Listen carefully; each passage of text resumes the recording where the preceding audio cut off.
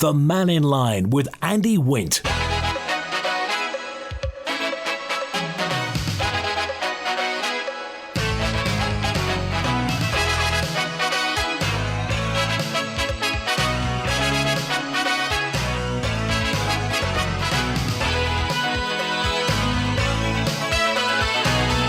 Fast of eye, good afternoon. Mannin Line's on. Open line through till 1 today. The floor is yours. Call 66 13 68. Text 166177. WhatsApp 166177. And email studio at manxradio.com.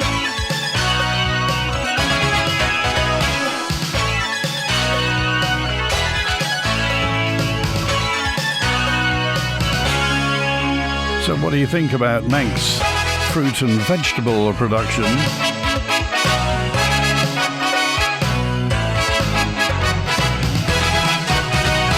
The Isle of Man's fruit and veg production is on the brink of collapse. Gone. No more. Manx spuds, Manx cabbage, peas, cauliflower, gone. Manx fruit, gone. The Manx National Farmers Union claimed demand has fallen since ShopRite announced it was being taken over by Tesco. Earlier this year, the Balaquinny farm in Ronagh announced it wasn't going to produce potatoes anymore because of a sharp slump in sales on the Isle of Man. If you've got any thoughts on this and what on earth we do about this, once gone, never to return. Remember what's happened to milling wheat? Ramsey Bakery gone. No more milling wheat being produced on the Isle of Man. The thought of no Manx spuds. Well, I don't know how that grabs you.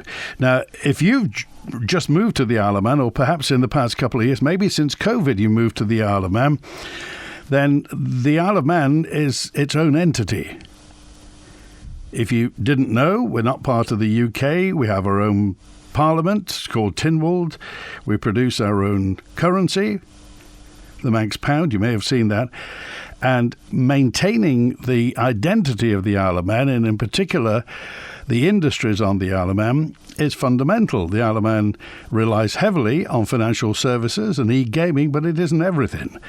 And the Manx countryside is maintained by Manx farmers, the people who produce fruit and vegetable.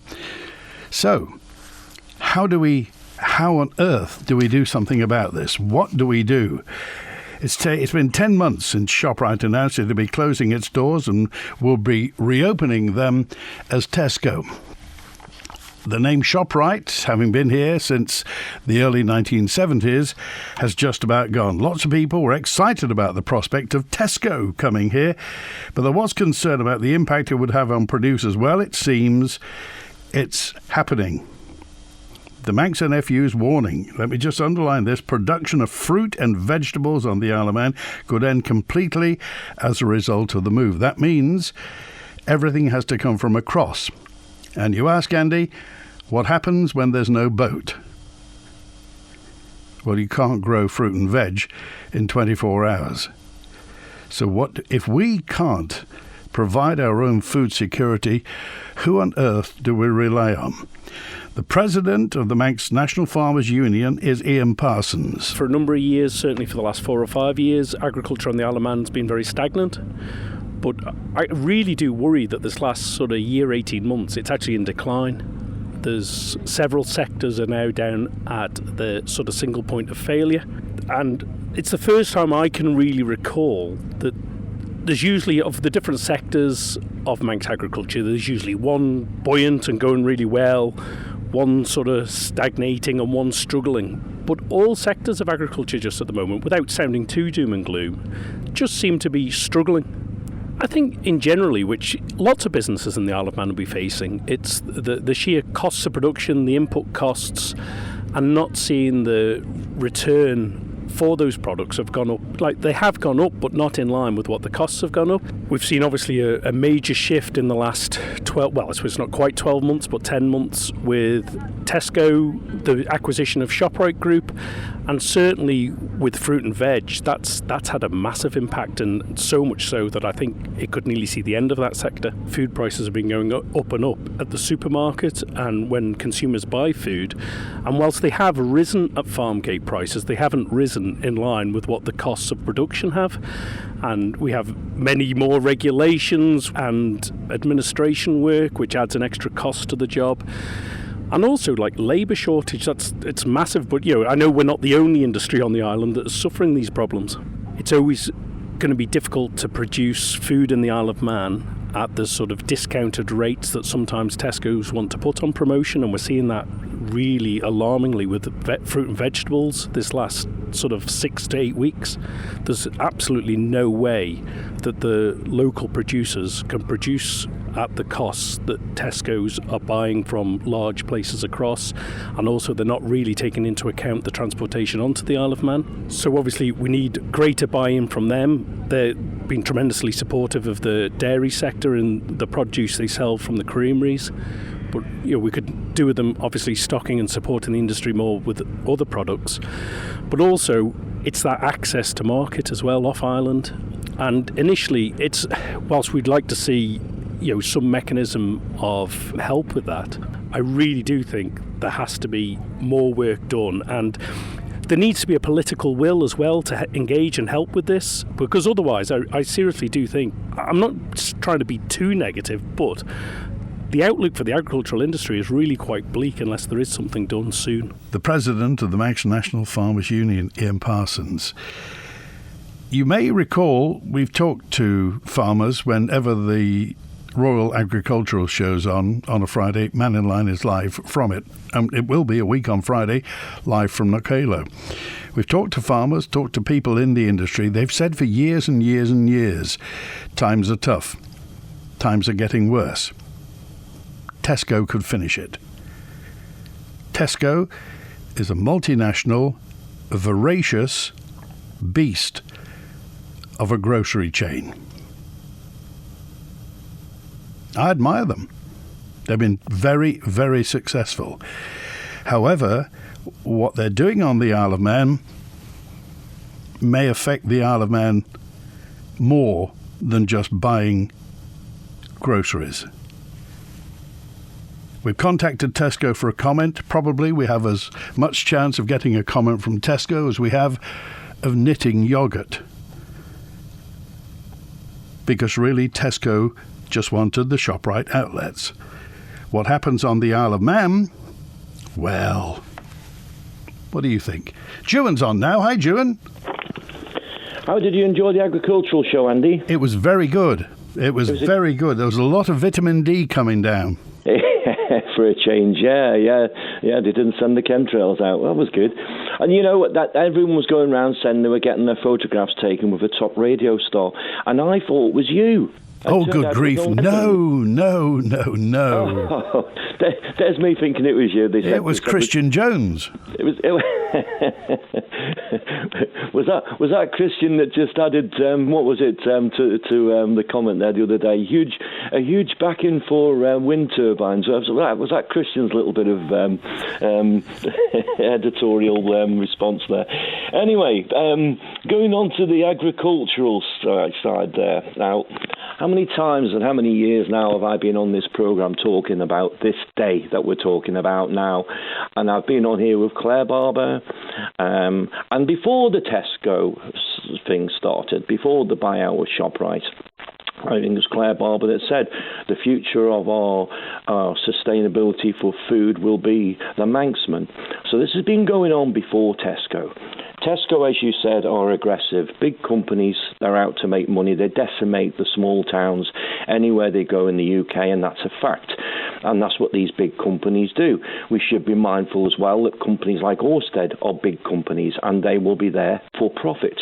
So we have to remember that the Isle of Man will be second in line to profit on this.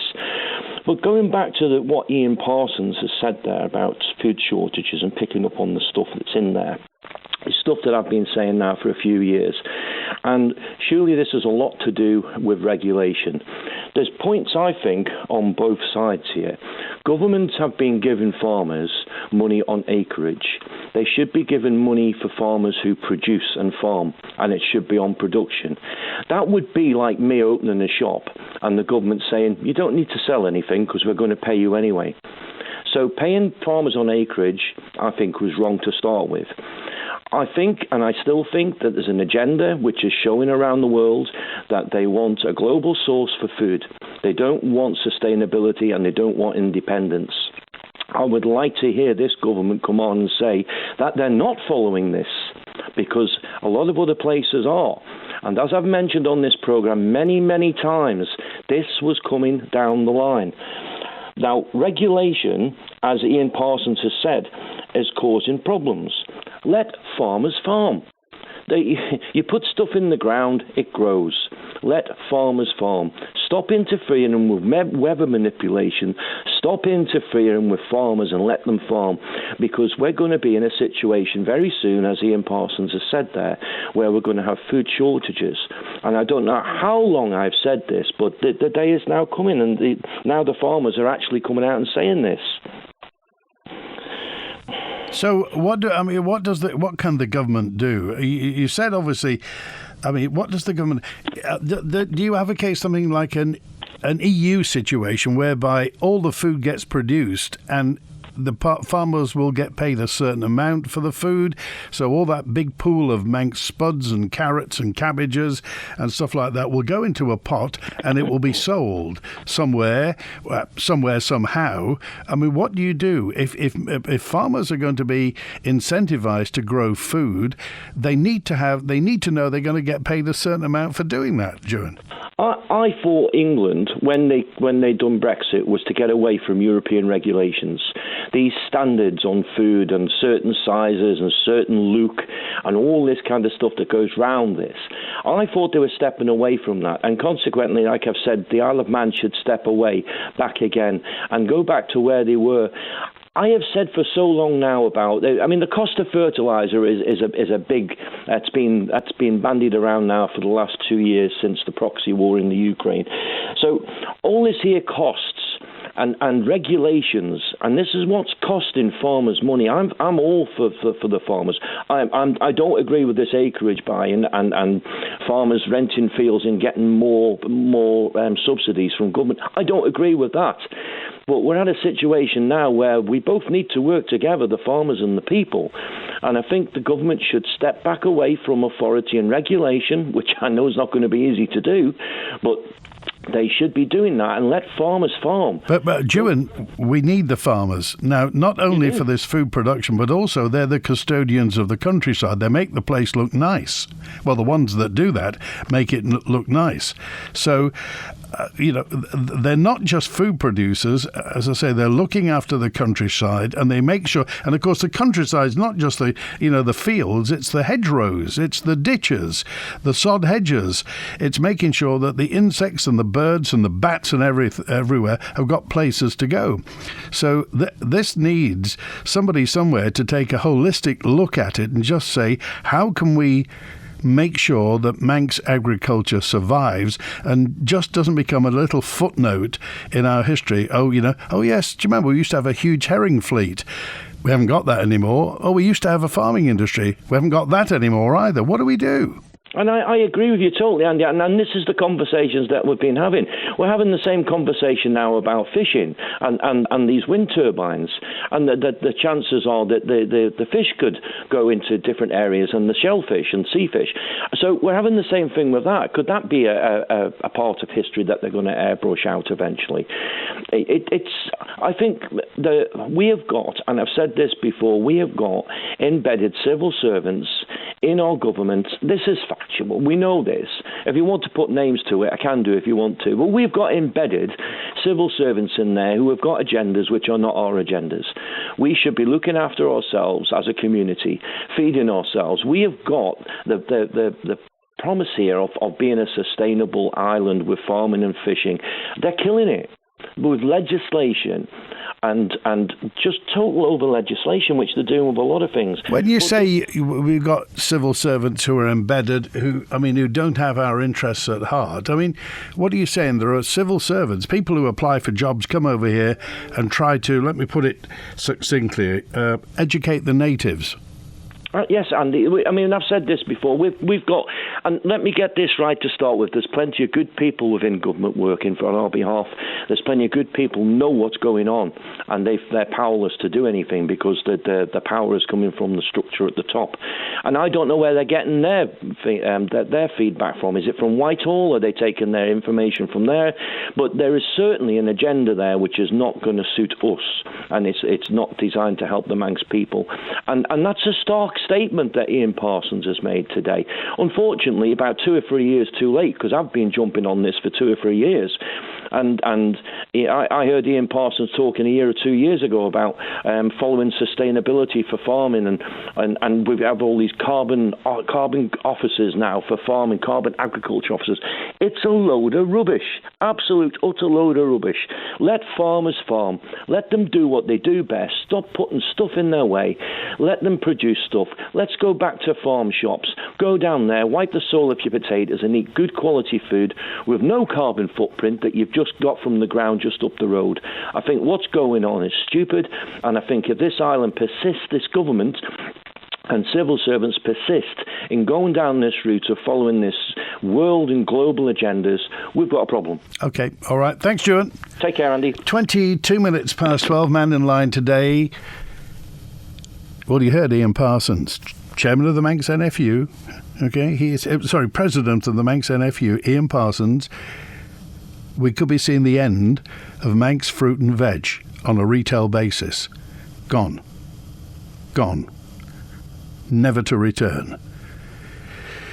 You may think, well, who cares? I can buy my spuds and carrots and everything cheaper elsewhere. I can go to Tesco. But on a small island like this, things are connected. You've heard of the multiplier effect. If you buy something Manx, the money passes down the line. The money stays on the Isle of Man. You may be getting it cheaper by going to Tesco. You may be getting it cheaper buying Chinese eggs. You maybe get Polish milk that comes from the UK. But the money goes elsewhere. Buy Manx milk, buy Manx spuds, buy Manx carrots, buy Manx fruit. The money will stay here. 232 said, Andy, I'd like to introduce another word. Does nobody ever mention the co-op, the Manx co-op? How much local produce does the Manx co-op? Now remember, the co-op badges itself as ethical. Have you seen those expensive TV commercials they've got? Does the co-op sell Manx produce? Can anybody tell me, is there any actual Manx produce? There's a lot of co-ops, but do they sell anything that's Manx? People seem to overlook the fact how many co-ops there are on the Isle of Man. Now, nobody ever mentions the co-op, says 232. Maybe we should be holding the co-op to a standard. Regarding the agriculture sector and Tesco, rest assured the Creamery will be the next, followed by the Manx meat plant. Then we'll have no bread, no spuds, no vegetables, no milk, no cheese, no meat that we produce ourselves. A farce when we've had the Isle of Man completely capable of sustaining all of us with natural resources all around us. A period of bad weather for a couple of days, the island's going to be on its knees. People will be fighting over spuds. We should be ashamed of ourselves, says 428. Not even mentioning the biosphere when we proudly wear that green badge of saying, we're a biosphere. Well, how do we translate that into producing our own food? It may cost more, but crikey, as Juan said, no carbon footprint, no miles, no nothing. It will be in the tens of miles rather than the thousands of miles. Maybe we just got to have a different way of looking at it, or we just say, well, never mind, I'll have my cheap fruit from Tesco. And, yes, we used to have a farming industry. Sean's with us now. Hi, Sean. Hi, Andy, you all right? Good, yeah. What's on your mind, Sean? Well, I'm just getting fed up with listening about the decline in Manx agriculture, I've been saying this, like Jewett has as well, for the last 4 or 5 years. I rang up one day when you had Claire Barber on a couple of years ago and said, get the prices down on the steam packet and it'll help agriculture. It'll help the builders, merchants, everybody like that, shipping stuff on and off the island. And she said, oh, well, we're talking to DFE. That was 2 years ago. How much of a conversation are we having? That would cure the whole farming industry's problems, the cheaper rates on the steam packet. And I don't mean cutting them in half or letting the farmers ship their products for nothing. There's farmers they've got their customers over in England, over on the east coast of England, down in Kent, everywhere, because the Isle of Man, the produce in the Isle of Man, the feed wheat, the barley, the oilseed rape is wanted in England because it's clean. The Isle of Man's a lot cleaner. The soil's a lot cleaner than it is in the UK. They've got the markets, but at £50 a tonne to ship stuff off the island, it just doesn't stack up. And your man from the steam packet of the week, the Scottish fella, whatever his name was, said, well, I've had no farmers contact me, but they don't contact him. They go through the haulage companies in Isle of Man, the 4 or 5 haulage companies. So the farmers aren't individually going to ring the man from the steam packet, are they? The whole job is on its arse, it is, and it needs sorting out from the top down. And never mind this carbon rubbish, because like you said, it is absolute bonkers that. It's people making lots of money out of this carbon malarkey. And if farming's done right, which it is on the Isle of Man, when farming is good, farming works hand in hand with, like you're saying about the bees and the butterflies and all that. Farming works perfectly with that, because that's what farmers do. They're in touch with nature. They're one step away from nature, farmers. And I've been involved in the industry all my life. And it's heartbreaking to see, you go coming over the mountain, look down Baldwin Valley, there's hardly any stock. Look out over Mackle when you're coming along the coast road, there's hardly any stock. Those fields were white with sheep and full of cattle not that many years ago. And they brought this countryside care scheme in, which we all said, don't bring it in. But they insisted. And Phil Gorn said, oh, well, we've got no other option. We did have an option, but just weren't man enough to sort it out. So we need to get rid of that countryside care scheme. Sorry, I'm rattling on, but it just boils my blood. Sean, no, by all means. And I think you're pushing an open door here as well. I'll tell you one thing, that I think sometimes farmers have an image problem, because everybody thinks all the farmers are happy. They watch the young farmers' concerts, they watch the Christmas tractor run, they go to the shows and farmers are smiling. But that covers a lot of negative emotion, because, as you say, under the surface, things are tough and getting tougher. Well, they're worse than getting tougher. You know, it's demoralising. I mean, you just, like you say, but farmers put a brave face on, don't they? They put a brave face on. You see them on the road, and I see farmers every single day of the week. And, you know, some of them are doing all right. The big areas, where they've got massive acreages, but they're not doing all right at the end, because they've got nowhere to sell the stock. There's fellas now asking where they're going to buy cattle this year, because there's so much stock been shipped off the island this last couple of years, because of a shortage of straw, because the government didn't want to get involved in Ramsey Bakery. And Ramsey Bakery said, we'll help you. But nobody said, no, not get involved. And that ruined the wheat industry, which had the knock-on effect to ruin the beef industry and the dairy industry, because the boys bought the wheat which wasn't suitable for the mill. They bought to feed the cows. They also bought lots of straw, and we hauled thousands of bales of straw from the north of the island to the south and anywhere in between.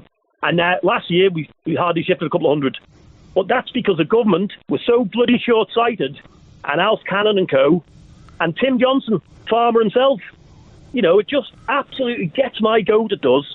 And hundreds of other people, it gets their goats. But there's nothing we can do. And, something's got to happen, and it's got to happen soon, not 2 years down the line, like this, speaking to the steam packet, speaking to DFE. They're just kicking the football down the road into the long grass every time, aren't they? All right, Sean, I appreciate it, and I know I know you've calmed your language down as well. Thanks for that. I appreciate it. Sorry about that. That's all right. Thanks for calling today. Bonzo's with us now. Hi, Bonzo. Hi, yes, just following on from that, years and years ago, one of my favourite bands, The Fall, did a great song called Hard Life in the Country, which was about mental health and the problems of farming communities. It's it's by no means this marvellous idea of smiling farmers driving around in big cars getting lots of agricultural allowances. It's a hard graft. Coming on to the position that we find ourselves in with Tesco's and food security. Now, the problem with the Tesco's purchase of ShopRite was that, of course, the Competition Act 2021 hadn't been activated fully, so that we couldn't, the Isle of Man government, should I say, couldn't actually block or require terms for a takeover of an organisation that had a monopoly position on the Isle of Man, like ShopRite. If we'd have been able to do that by those bits of the Competition Act being active, we could have required Tesco to have a certain amount of local produce, various types, in the stores as a condition of purchase. Now, otherwise, we would be able to say, sorry, you can't take it over. Why on earth didn't we do that? Good question, well presented.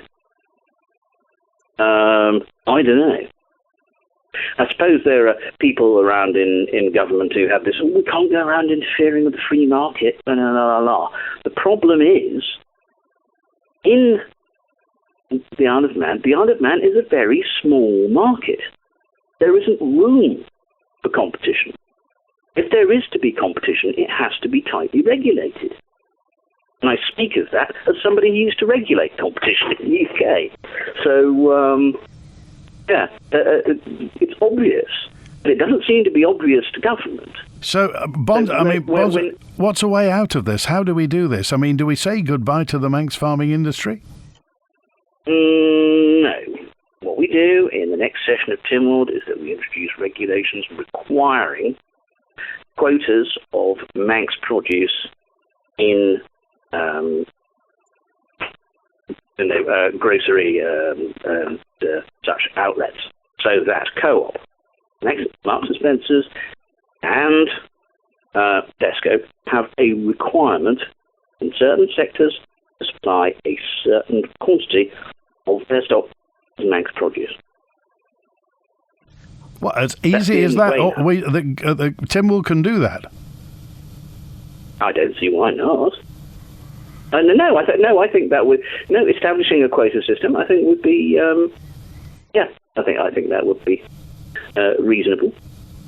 It would then be supervised by the Office of Fair Trading, who'd actually be given powers to do something for once, so that if you're not producing that, or then in liaison with Manx producers, they're not purchasing enough, right, fine. We have various sanctions and legislation about that. We hope to be able to persuade you, but obviously that's not how it's going to be. So we're going to have to say, this is how it is. Okay. All right. Bonzo, I appreciate that. Thanks for calling today. Okay, then, cheers. Bye. 26 minutes before 1 on Manx Radio. Serious subject today. I mean, in your mind's eye, can you envisage no Manx produce grown? No, nothing. Nothing grown on the Isle of Man. Everything brought in. Green and pleasant fields, but everything coming from across. And then imagine the middle of January. 3 days of gales and no boat. What then? Hi, I'm John McGuinness, just wishing Manx Radio a happy 60th birthday.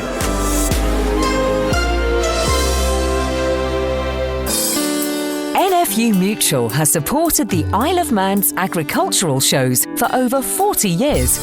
They're always great social events for the whole community and an excellent opportunity for us to meet you, our customers. So do come along and meet our friendly team at the NFU Mutual tent for a quote regarding your motor, home or business insurance. Look out for NFU Mutual at this year's agricultural show. Do you know, Dave, the Q Plus counter always has just what I need. Whatever plumbing job I'm working on, whether a state-of-the-art bathroom or the latest heating system, Q Plus always help. With extensive supplies, friendly, knowledgeable service and great prices, it really is the one-stop shop for trade and DIY customers alike. And if they don't have what you want in stock, they'll find it for you. See for yourself. Just take a look at Q Plus on Facebook. I find it hard to get a doctor's blood test appointment to fit around work. With my mobility issues, it's difficult to get to a hospital for a blood test. If you find it inconvenient to go for a blood test, or you need one fast, then contact Top Care Nursing, where a nurse will do your blood test at home or in your workplace. Proud to be an Isle of Man Award for Excellence winner. Just call 628 919 for a free consultation, or book online at topcarenursing.im. Squeeze, the 50th anniversary tour, is coming to the Villa Marina, performing all the hits from their extensive back catalogue, including Cool for Cats, Up the Junction and Label with Love. This is a show not to be missed. Squeeze's 50th anniversary tour, 6th of August at the Villa Marina. Tickets available at villagaiety.com, in person at the Villa Marina or Welcome Centre, or call 600 555. Radio Caroline North broadcasts from the MV Caroline, Ramsey Bay from 1964 to 1968. And across this weekend, Ramsey's back in the 60s with vintage vehicles, live 60s music, special trams and vintage bus tours. And this Saturday, an evening of the illustrated history of Caroline North and South with historians Andy Wint and Ray Clark, when the original Caroline Bell will be displayed. Tickets for the evening are £10, available at manxradio.com, and all proceeds go to support the Ross Revenge Dry Dock Appeal charity. The Caroline North weekend is this weekend with Radio Caroline, Live at Home and Manx Radio. The Mannin Line with Andy Wint. 23 minutes before 1. Everybody's talking about Tesco and the Co-op. They don't have much Manx in. The Co-op has no Manx fruit and veg. And the Co-op stocks less Manx produce than Tesco, says Pete. Your local produce is wonderful. I get my Manx meat, kippers, Gellings eggs and butter and cheese and veg whenever I'm over for the Manx Grand Prix. The car's full, all freezers, and I eat it all year. Keep it local, says Sue Marshall at the White House in Kirkmichael. Please tell me where you can buy Manx produce alongside Robinson's. My understanding is that the majority is shipped away and sold cheaply. And another mention, yes, about the brewery. The brewery owns Spa. So, I mean, if there were to be regulation, surely that would cover the Spa as well. The biggest retailer is Tesco. There's a big Marks and Spencer. We have the Manx Co-op. And we have Spa, operated by Heron and Brearley, the brewery. How much Manx stuff is sold? What do you think? Tony's on now. Hi, Tony. Hi, Andy. Well, for sure, you can get Manx butter in the Co-op. You can get Manx milk in the Co-op. I don't see so much in Tesco's of either one of those, but they've got all the others. So my suggestion is very simple. I see loads of vegetables, particularly in Tesco, from every country in the world, but not very many from the UK or the Isle of Man. So I would suggest that we forget about going to the farms and ask them to be carbon neutral. We use all our efforts to Tesco, Co-op, and anybody else who imports goods, and check their air miles. And if they are from, let's give you an example, New Zealand, which is not very close, we say, OK, there's got to be some sort of air miles in this. You will have to pay a premium here for the tax for carbon neutrality. And that is going to go to the farmers in the Isle of Man. And if you produce stuff in the Isle of Man, it'll be zero. So we have the ability to do something, but we just haven't got the will to do it. That's the problem. It's interesting that, some parts of this race for carbon neutrality and sustainability is a big priority. But when it comes to food miles, it just seems to pass everybody by. Well, yeah, because ask yourself in the government, what do you want to focus on? The big numbers? Do you want to pay Elon Musk a lot of money for basically saying, OK, I'll give you some carbon credits, so you pay him money for that, and that's what the government will have to do, because you can't be carbon neutral otherwise.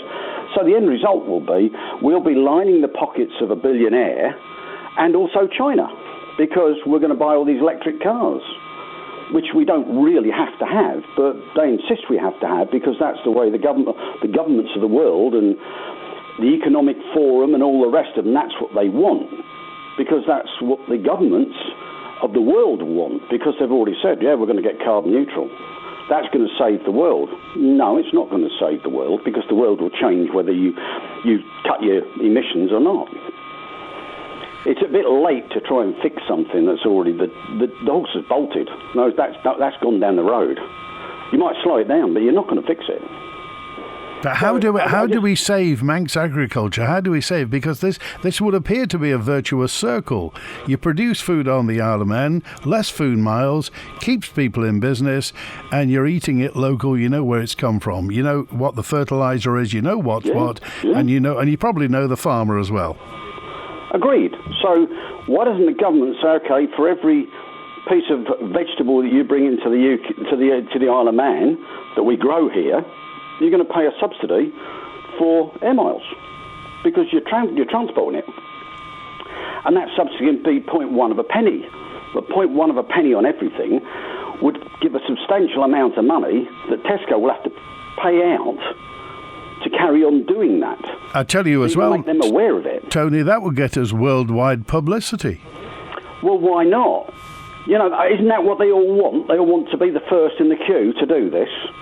But they haven't got the will to do it, I can tell you right now.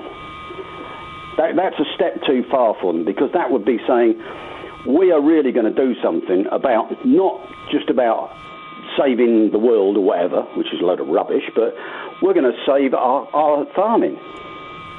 But they're not willing to do that. They're really not. They say all the right things, but they don't do anything. Okay. All right, Tony. Paying somebody to not use land is ridiculous. You should pay them for producing stuff, because you've got massive landowners who are getting subsidies for doing what? Owning a lot of land. All right. Thanks, Tony. That's not sensible. Good to hear from you. Cheers now. Back again, says Daphne in Maccled. Our government blindly follows the UK government.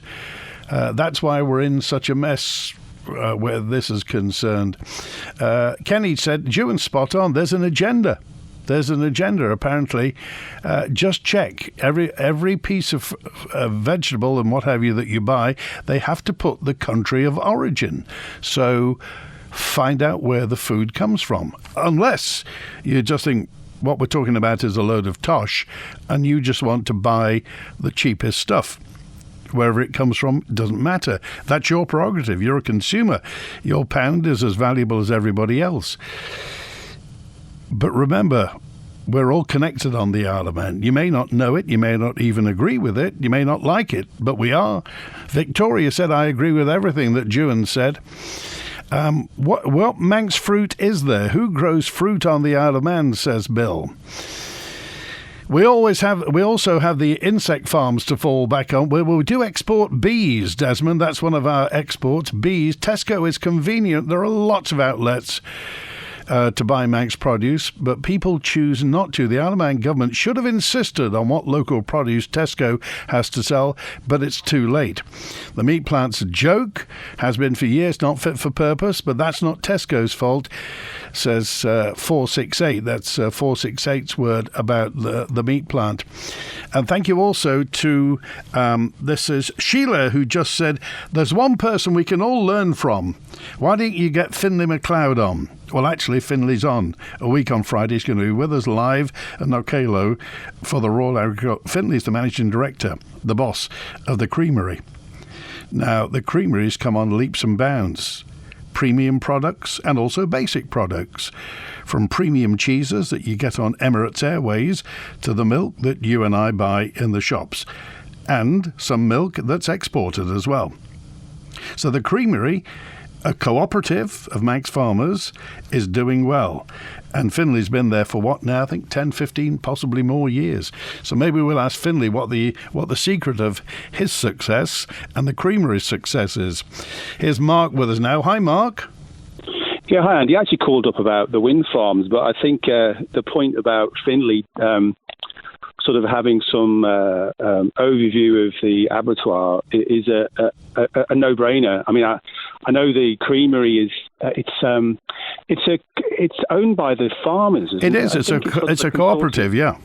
Yeah, cooperative. So, yeah, I think getting the plant out of government hands, because it's been a disaster, and setting up a similar model to the Creamery, and allowing Finlay to oversee it because he's been successful would be a no-brainer. And I think, I don't know Finlay well, but given his personality, I think it's something he would probably would want to do. And again, it's just getting rid of the government creep. They like to get their hands into everything. So the other point about so I'm talking about farming because this program is about farming, but just on transportation, and I think your caller before talked about increasing the amount of or allowing the export of farmers' produce. So, with the government owning the steam packet now and being a 100% shareholder, they do have more leverage. And I know they're doing some sort of strategy document about how the steam packet can benefit the island going forward. But one possible way is for the steam packet via the forwarders to actually talk to Tesco and Co-op, because when they bring their containers on, they're laden in, empty out. And, I presume, I don't know how the steam packet prices, but normally in sort of the pure container world, you price for a round trip because, if you're exporting from China into the UK, you've got to get the empty back, and it's a round trip price. I would imagine it's the same in the steam packet. So what, from an ESG point of view, you could play on the ESG point of view. You could say to Tesco and Co-op, and the steam packet could say, okay, your containers or trucks or whatever are going back empty, we will give you a discount on the empty return back if you allow the farmers to use the space. That's possibly something that could be done. I don't think it'd be very difficult, and you wouldn't have to change legislation. Just an idea. And the other thing about, I mentioned before on Friday, it's not fruit and veg, but you mentioned there was a guy up north who's developed the anaerobic digester. I don't know who it is, but I presume if he's confident about doing it, he's spoken to the farmers and he's got farmers on board to produce agricultural product to go into the anaerobic digester, which will give revenue to the farmers. But I would imagine the MUA, knowing the MUA not well, I probably don't like it because they're not in control of it. And anything which is private sector orientated, they just clamp down. So I really do think the anaerobic digester could benefit the farmers over here and also help with energy security. Well, the farmer's name there is Murray, Mr. Robert Murray. If you go to manxradio.com, just put in Robert Murray anaerobic digester, the story will pop up, and he's got big plans for the site around Andreas Airfield. It sounds, I've been following the ADs quite a while, and it just seems like an obvious choice. And again, why isn't the government talking about it? But the main point was just about the wind farm. Sorry, I'm sort of... No, by all means. ...down the programme side. But it was about... so we've developed, the government's proposing the onshore, and Ørsted, it seems that Ørsted now, the massive offshore wind farm, is going to be tied back to the Isle of Man, whereas originally I don't think that was planned. But now... I haven't been to the presentation. It seems to be that they're tying it back to the Isle of Man. And if they are, well, what's the point in having the onshore farms?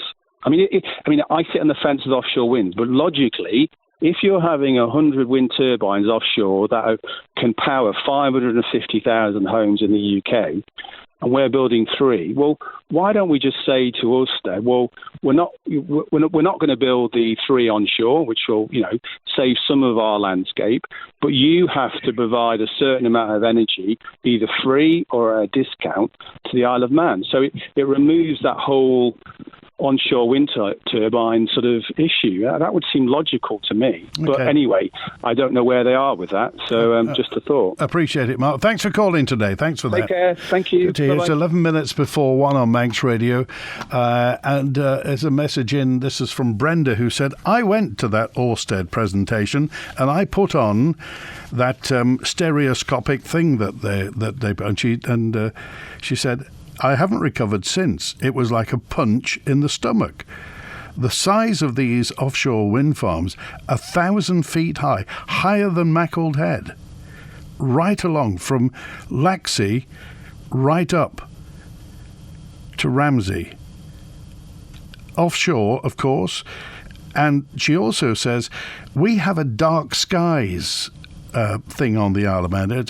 They always make a big point about dark skies being very important to the Isle of Man. Well, that'll be useless on the East Coast, because at night time there'll be hundreds of red lights on top of the wind turbines. Tonight here on Manx Radio at 5:30, join Kiri Kermode and myself, Simon Clark, for Countryside. We went along to a very sunny Southern District agricultural show. We spoke to the reserves and the supreme champion on the day, and also the judges, presidents and people who were exhibiting on the show field on the 2 days. That's all in Countryside tonight here on Manx Radio at 5:30. And don't forget, you can download and subscribe to the podcast for free at manxradio.com.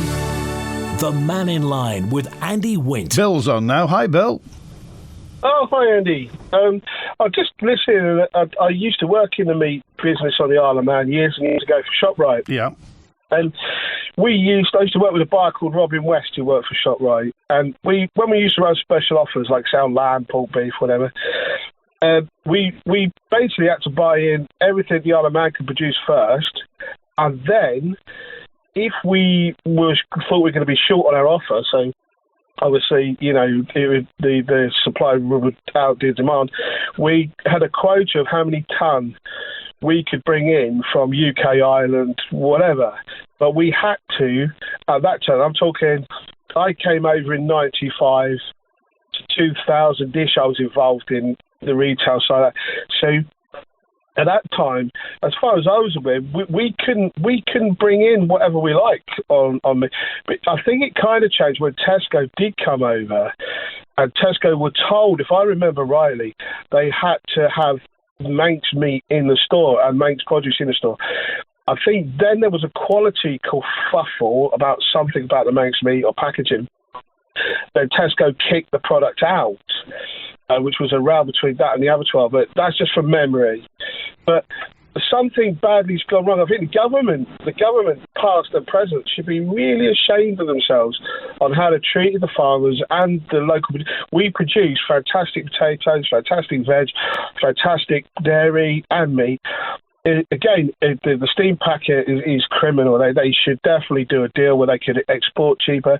I mean, this is all common sense stuff. I mean, what are they serious? This is just, I mean, I don't phone up very often, but this has just really annoyed me. Why on earth can't they just common sense? It's common sense. We got fantastic produce, great products. Why aren't we encouraging, helping the farmers, etc., etc.? Okay. Bill, I appreciate that. Thanks for calling today. You're welcome. Thank you. Good to hear from you. If you want to see these, somebody's asking when the Orsted shows are, the road shows, next Tuesday the 6th of August, they're at the Santander Work Cafe in the Old Market Hall. Used to be a marketplace, do you remember? Now they sell coffee. The Santander Work Cafe at the Old Market Hall. It's on noon till 6 next Tuesday. A week today, a week tomorrow, the 7th, at the Corran Hall in Peel from 2 till 7, and a week on Thursday at the Bradaglen Cafe in Port Erin from 2 until 7. They'd like to see you. Brett send a message in. Last year I met a man from Jersey. He was the island's biggest sandwich maker. He was English, by the way, and before he could open his sandwich business in Jersey, he had to obtain a government licence, which required him to use a large percentage of local produce. He was absolutely stunned that the Isle of Man was a free-for-all, says Brett in Sandygate. Thank you, Brett. Good to hear from you. And let's get to, I think it's Des. Hi, Des. Hi. I'm just taking in this agricultural problem. Yeah. When I go away, I go down to Worcestershire, Warwickshire, Herefordshire and Oxfordshire on holiday, and we've called in a number of farm shops, and they are absolutely fantastic. You can buy everything in the farm shops, and they're all surfaced by farmers. Now, why don't we have the farmers on the island get together and put up one of the best farm shops on the island with their best products, and also incorporate some of the other products, the fish, jams, honey and all that sort of thing as well. And you've got the Creamery, you can give you cheeses and all sorts. Do you think that will work here? Yes. Well, as you say, it seems to work in many places. Seems to work in many places in the UK. But they sometimes have these massive farm shops, don't they? Yes. Well, what they could do, they could join up with Robinson's maybe, and that would make a one-stop shop. Instead of Manx produce, bit of it here in this shop and a bit of it there in that shop, why don't they have it all under one roof? Take on the supermarkets and they're bringing stuff in. You know, they've got it here. You know, all right, yeah, and they could be open every day of the week. Okay, all right, we appreciate that, Des. Thanks for the thought. So, farm shops on the Isle of Man. Rob just said, by the way, I'm sure a lot of MHKs hope if this doesn't work, the Manx economy fails, that the English will take over. Then they can go get a job in the UK government. Can you imagine that, Manx Rob? The co-op only sell Manx dairy, says Anita in Peel. Is that so? I agree with everything June said regarding farming. The government needs to reset its priorities, says Sharon. Thanks also to Jean, who said he agrees with June. Totally agree with June. We need to make a stand and don't let the island go the same way as the UK. Our farmers need support. The government of the last 15 years has ruined the Isle of Man. Well, that's the words of 901. Thanks also to Sean, who said, good man, absolutely right about everything that he said about the farming, says 207. I echo Sean's remarks, says Rob as well. The quality of Manx food seems to have dropped in Tesco. I don't know whether it's the way that Tesco store it or whatever it is, but some of the stuff doesn't seem to keep as well as in other places. Spa's got 10 shops, says Anita. We sell Manx dairy, eggs and pies as well. Why don't the public just use their feet and vote? Don't use Tesco for a week until they stock Manx products. It might take longer than a week, to be quite honest. I'm not criticising Tesco, don't think I am. But Tesco is there to make money for Tesco. That's what it's there for. Not arguing with it. They're a very successful multinational company. But where does that leave us? Is it our fault? Is it the government's fault? The fact that the competition legislation wasn't brought in, so Tesco can march straight in, take over the ShopRite stores, and that's that. If you're listening from Tesco, by the way, come on, Mannin Line, have a chat about it. Let's see where Tesco's priorities are. If they're listening in Cheshunt in Hertfordshire, it'd be nice to hear from you. What you intend to do about the Isle of Man. That's it. Gotta go. Back tomorrow, open line through till 1.